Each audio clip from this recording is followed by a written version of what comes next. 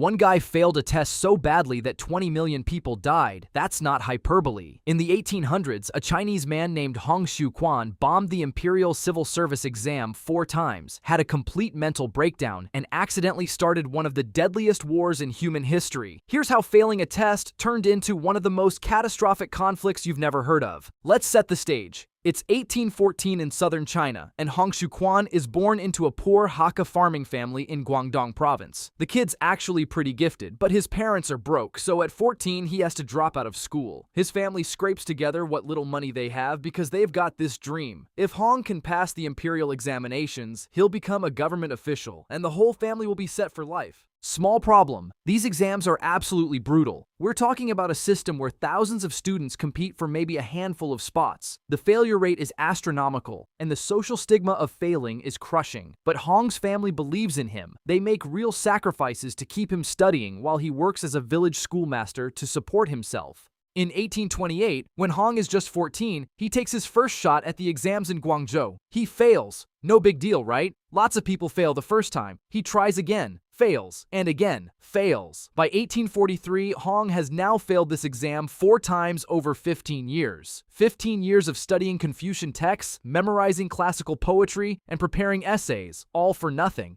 But here's where things get weird. After that 4th failure in 1843, Hong doesn't just feel disappointed. The now 29-year-old man returns home and suffers a complete psychological collapse. He's in bed for days, burning up with fever, screaming about demons, randomly singing, sometimes jumping out of bed and standing at attention like he's ready for combat. His family watches in horror as Hong yells that he's the Emperor of China, that he's fighting evil spirits, that he's been given a mission from heaven itself. When Hong finally wakes up, he tells everyone about his visions. A golden-bearded man appeared to him, calling himself Hong's father. This celestial figure gave him a golden seal, a sword, and a new name. Hong was instructed to rid the world of demons that had infested it. He even wrote down poems he claimed to have composed while in heaven. The villagers, naturally, think Hong has lost his mind. For years, nobody takes these fever dreams seriously. Hong goes back to teaching and life continues. Then in 1843, something clicks. Hong is sitting at home after bombing that 4th exam when his cousin notices a Christian pamphlet on his bookshelf. Someone had handed it to Hong years earlier during one of his exam attempts in Guangzhou, but he'd never bothered reading it. His cousin asks about it, and Hong decides to finally give it a look.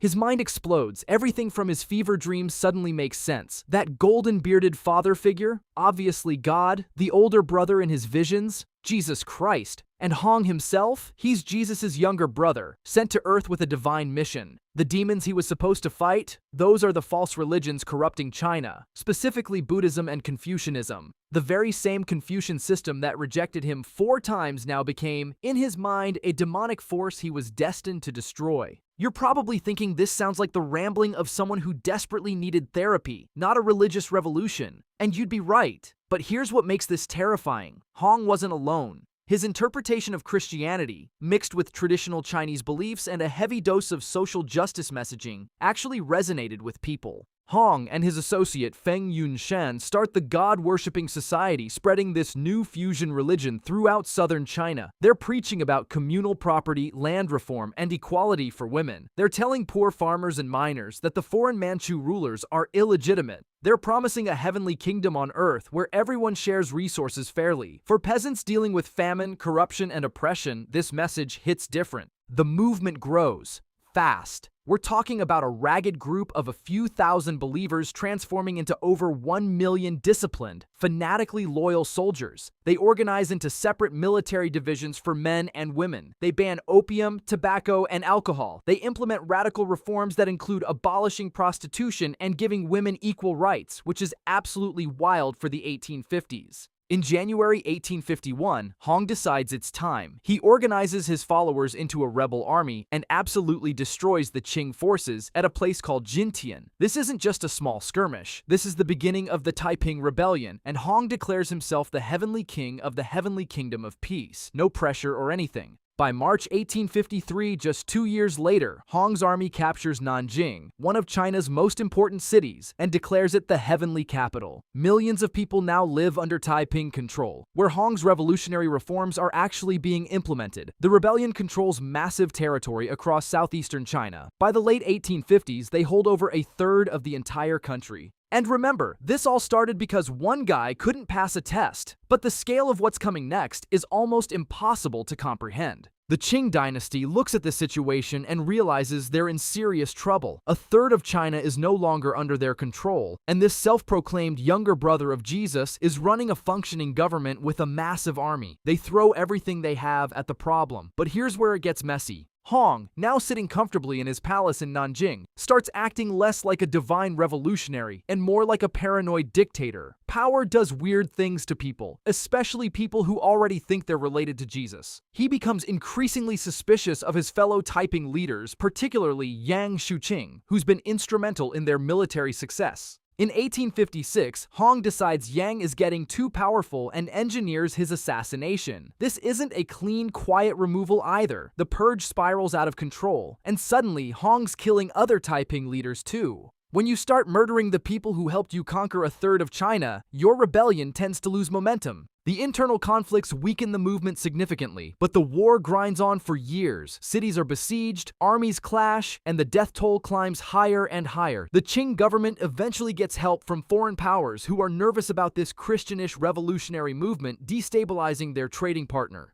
British and French forces provide support and modern weaponry to the Qing. By 1864, after 15 years of brutal warfare, the Qing forces finally break through Nanjing's defenses. Hong dies in June of that year, possibly from food poisoning, possibly by his own hand, or possibly from illness. The exact cause is disputed, but the timing is convenient for someone watching his heavenly kingdom collapse around him. The remaining Taiping forces are systematically crushed. When the dust settles and historians start counting bodies, the numbers are absolutely staggering. Conservative estimates put the death toll at 20 million people. That's twice the casualties of World War I. Some estimates go as high as 30 million, which would represent nearly 10% of China's entire population at the time. This makes the Taiping Rebellion one of the deadliest conflicts in human history, and it's not even close. The war devastated central and southern China so completely that some regions hadn't fully recovered by the 1950s. Nearly a century later, entire cities were erased, agricultural systems collapsed, the economic damage was incalculable. All of this destruction traces back to one guy who couldn't pass a test. Hong Xiuquan's family sacrificed financially to give him an education, hoping he'd achieve the honor and stability of a civil service position. Instead, their investment produced a religious revolutionary whose movement killed more people than most wars in human history. The Taiping Rebellion shows how individual psychological breaks can cascade into world-changing catastrophes when combined with social unrest and charismatic messaging. Hong's fusion of Christianity, traditional Chinese beliefs, and revolutionary social justice appealed to millions of desperate people. His message about equality, land reform, and overthrowing corrupt rulers resonated because the Qing dynasty actually was corrupt and failing its people. But the solution turned out to be far worse than the problem. The rebellion didn't create a heavenly kingdom of peace. It created mass graves and burned cities. It's tempting to look at Hong as simply delusional, but that misses the broader point. Yes, his religious visions emerged from a mental breakdown triggered by repeated academic failure. Yes, his interpretation of Christianity was wildly unorthodox and self-serving.